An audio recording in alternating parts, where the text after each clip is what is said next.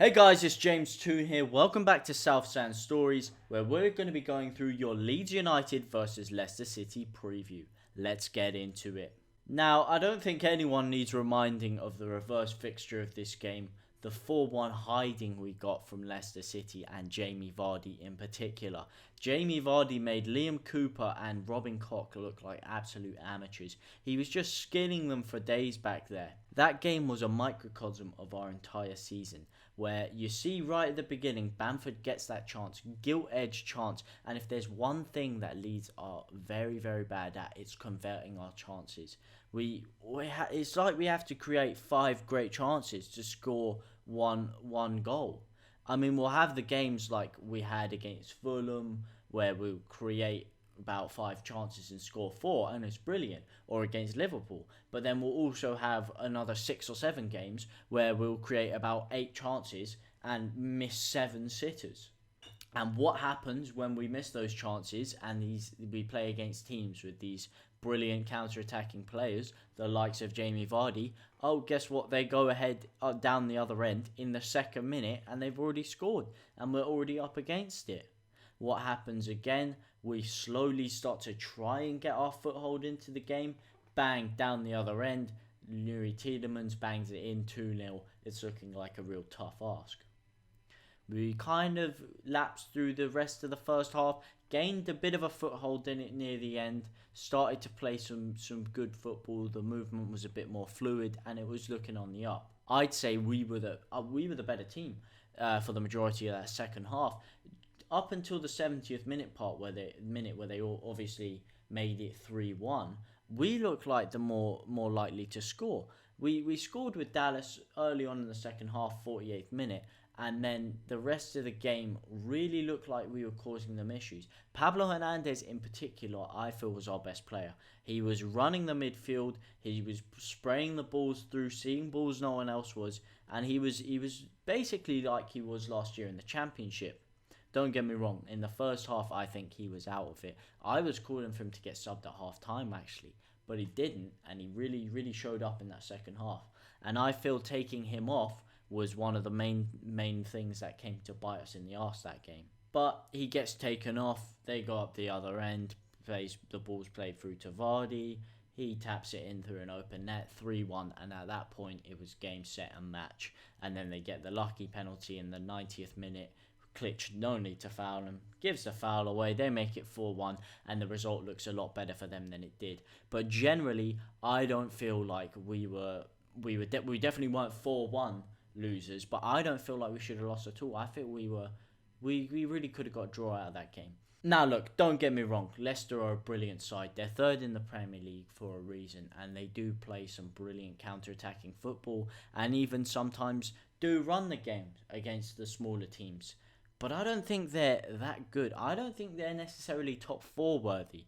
I think that we could really exploit them this game. Now, when I look back at that first game, there were a lot of times where I was thinking, we could have them here. I really favoured us to get a goal. I didn't feel like they were that defensively solid as they're supposed to be. Once we did start to get the one-touch football going, we were able to spread them out wide, we were able to create gaps, and we could punish them more. And let's not forget, we didn't have Calvin Phillips that game. We have him this game. With Calvin Phillips, it's a completely different ball game. That 4-1, it's no surprise. Look, Calvin Phillips missed 3 games in that spell for the red card. He missed the Villa 3-0 where we just dominated them, and he missed Palace 4-1 and the Leicester 4-1.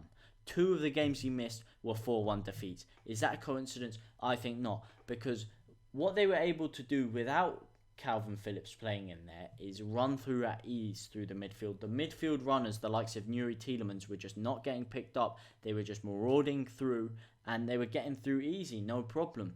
But what I will say is when Calvin's there, he's very good at picking up the little pockets. He's very good at being in the right place at the right time, making key interceptions, last-ditch tackles, all of that.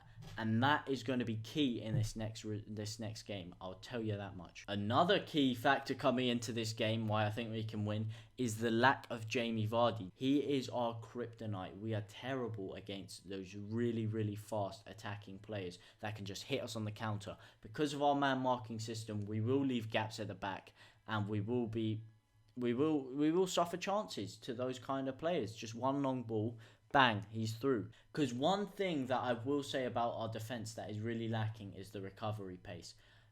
As we saw with Liam Cooper, he does not have good recovery pace.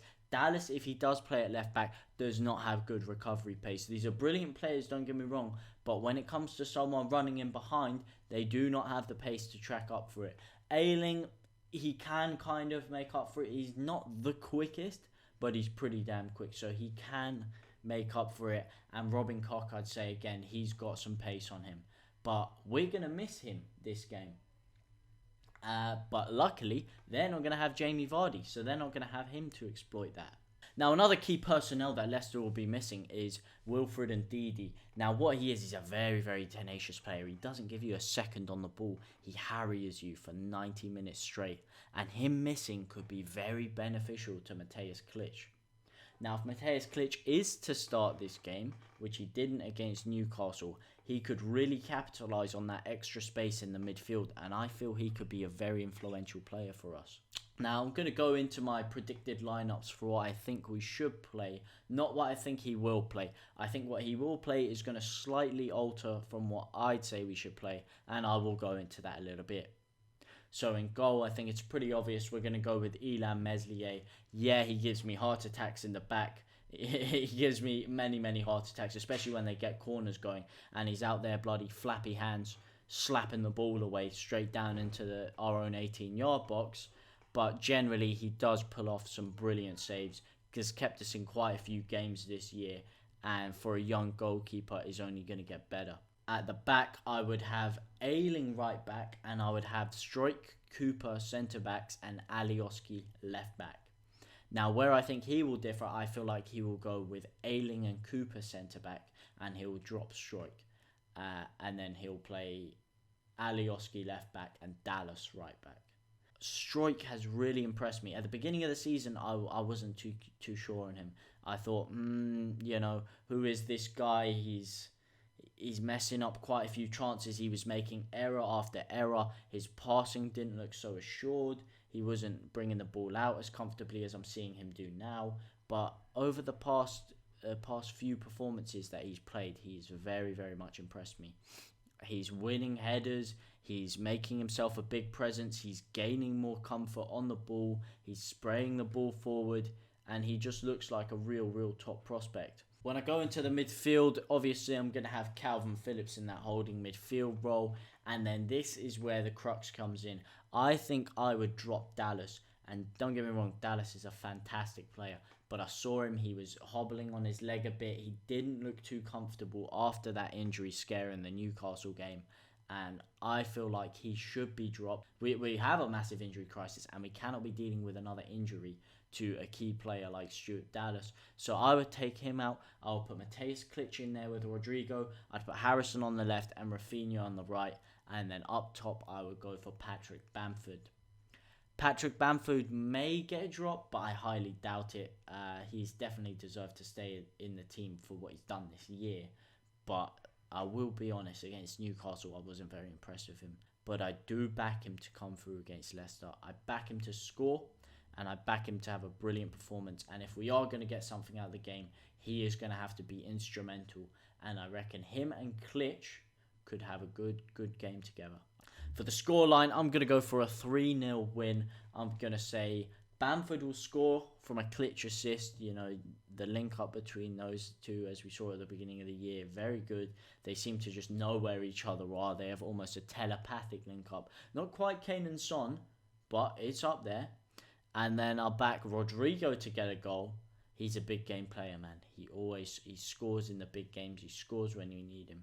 And I back him to get a goal. And I back Jack Harrison to continue his goal scoring form and get another.